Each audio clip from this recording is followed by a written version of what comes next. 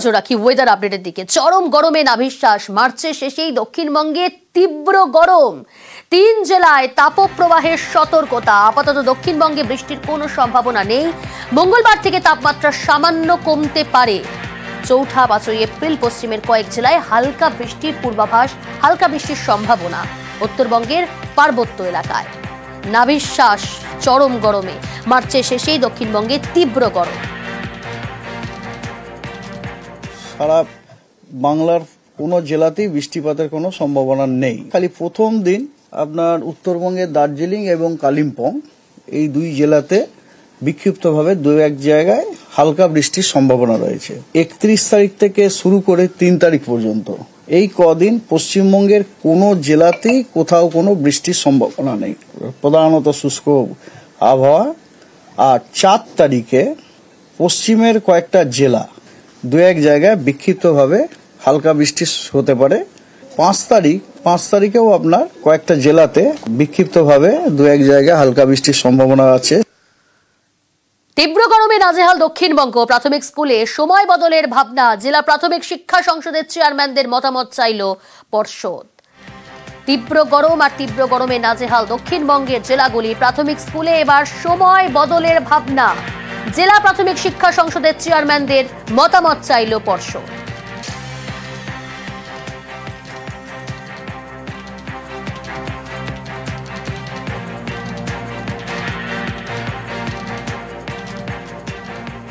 বাড়ছে গরম, একটু এদিক ওদিক হলেই বাচ্চাদের শরীর খারাপের সম্ভাবনা। গরমে শিশুর যত্ন নিয়ে বিশেষজ্ঞ চিকিৎসকের পরামর্শ। একটা বাচ্চার কিন্তু শরীরে জলের রিজার্ভটা আমাদের বড়দের তুলনায় যদি আমি প্রপোর্শনেটলি দেখি সেটা একটু কম। ঘেমে খুব তাড়াতাড়ি তাদের জল শুকিয়ে যেতে পারে। তাহলে শুধু জল বলে নয়, পারলে একটু ওআরএস এর জল, নুন চিনির যে জল সেটা, কিন্তু সেক্ষেত্রে মনে রাখতে হবে নুনের মাত্রা অতিরিক্ত হওয়া কিন্তু ভালো নয়। একদম সকাল অথবা একদম বিকাল যদি বাচ্চাকে বার করতেই হয়, এই দুটো টাইমে বার করবো। ঘরের মধ্যে থেকেও কিন্তু সে হিট ওয়েভে এফেক্টেড হতে পারে। বাচ্চাকে আপনি এসিতে রাখতে পারেন, কিন্তু সেটা সলিউশন নয়। তার বদলে সারাদিনে একাধিকবার গা মুছিয়ে দিচ্ছেন, স্নান করলেও আপত্তি নেই। জামা কাপড় হওয়া উচিত লাইট কালার্স এবং অবশ্যই পিওর কটন।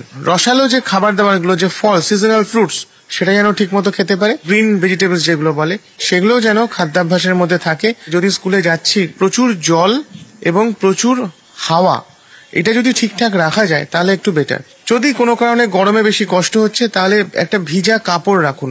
সেই ভিজা কাপড়ে নাক মুখটা অন্তত জড়িয়ে রাখা যায় এবং কন্টিনিউয়াসলি বারবার সেই কাপড়টাকে ভিজিয়ে নেওয়া, যাতে শরীরটা ঠান্ডা থাকে।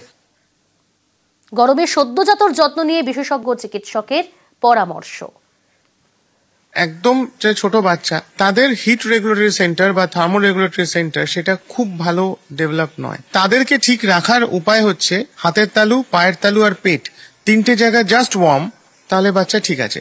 যদি অত্যাধিক গরম হয়ে যাচ্ছে, তাহলে তাকে বারবার গা মোছাতে হবে, মাথা ধুয়ে দিতে হবে, চান করে দিতে হবে। কোনো কারণে হয়তো আমি এসি চালিয়েছি, তাতে এটা ঠান্ডা হয়ে গেছে, তাহলে অবশ্যই এসিটা বন্ধ করতে হবে এবং তাকে র্যাপ করে কোলে তুলে নিতে হবে। এসি নন এসি প্রত্যেক মুহূর্তে করে যাচ্ছে, সেই জিনিসটা কিন্তু ভাইরাল ইনফেকশনের আতুর ঘরে উঠবে। সেটা না করাই ভালো। চড়া রোদে অসুস্থ হয়ে পড়তে পারেন বড়রাও। সামান্য কিছু নিয়ম মানলেই শরীর সুস্থ রাখা যায়। জেনে নেওয়া যাক এ নিয়ে কি বলছেন চিকিৎসকরা। যদি দরকার না পড়ে দুপুর 12টার থেকে 4টের মধ্যে বাইরে না বেরোনো। কাজে তো বেরোতেই হবে, তাহলে হালকা জামা কাপড় পরা এবং সানস্ক্রিন ব্যবহার করা। যাদের মাইগ্রেনের রোগ আছে তারা যেন অবশ্যই ছাতা ক্যারি করে, চশমা পরে, সানগ্লাসেস পরা, ডাবের জল বা নুন চিনির জল। প্রচুর ফ্লুইড ইনটেক করাটা অত্যন্ত দরকারি, কেন কি এখন আমরা ডিহাইড্রেটেড হয়ে যাচ্ছি, যেটা আমরা নিজেও বুঝতে পারছি না। কাটা ফল যেগুলো রাস্তায় পাওয়া যায় সেগুলোকে না সেবন করাটাই ভালো। শেষে বলবো হালকা খাওয়া দাওয়া করাটা এখন অত্যন্ত দরকারি। ডাক্তার হিসেবে তো আমরা মনে করি যে কোল্ড ড্রিঙ্কসটা না খাওয়াটাই উচিত। বিরাট গরম থেকে এসে যদি ঠান্ডা জিনিস সেবন করেন, তাহলে আপনার কিন্তু আপার রেসপিরেটরি ট্র্যাক্ট ইনফেকশন বা সর্দি কাশি জ্বর হয়ে যাওয়ার একটা প্রবণতা থেকেই যাচ্ছে।